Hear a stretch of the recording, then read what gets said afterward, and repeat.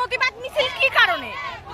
আমরা জানি যে গত কয়েকদিন ধরে বাংলাদেশে হিন্দুদের ওপর অত্যাচার হচ্ছে, হিন্দুদের ওপর তাদের বাড়ি ঘর জ্বালিয়ে দেওয়া হচ্ছে, বেছে বেছে হিন্দুদেরকে নিহত করা হচ্ছে।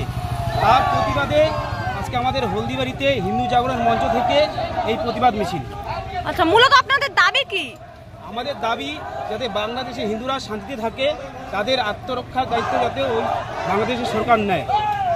আর সেটা উপলক্ষে আমাদের 10 দফা দাবি নিয়ে আমরা রাষ্ট্রপতির কাছে ডেপুটেশন দেব। আচ্ছা, আজকে মোটামুটি আপনাদের কি কি কর্মসূচি রয়েছে? আমাদের কর্মসূচি শুধু প্রতিবাদ মিছিল। আচ্ছা, আপনার নাম ও পরিচয়? আমার নাম নিমাই রায়, আমি রাষ্ট্রীয় স্বয়ংসেবক সংঘের স্বয়ংসেবক।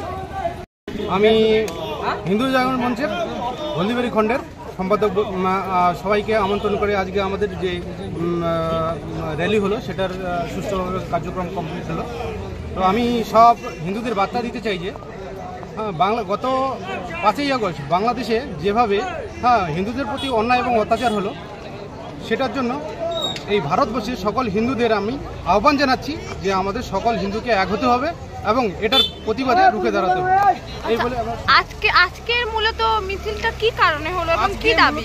মিছিলটা হলো 5ই আগস্টের যে ঘটনাটা ঘটেছে বাংলাদেশে, এবং 5ই আগস্টে তাদের রাজনৈতিক প্রেক্ষাপট পেরিয়ে গিয়ে এখনও যে হিন্দুদের উপর অত্যাচার হচ্ছে এবং কি অত্যাচারিত হচ্ছে হিন্দুরা, তার নিপীড়নে আমরা আমাদের ভারতবর্ষের প্রেসিডেন্টকে, ঠিক আছে, আমাদের ভারতবর্ষের প্রেসিডেন্টকে আমরা এটুকু জানানোর চেষ্টা করছি যে অতি সত্বর বাংলাদেশে হিন্দুদের উপর অত্যাচার জন্য অবিলম্বে বন্ধ হয়ে যাবে।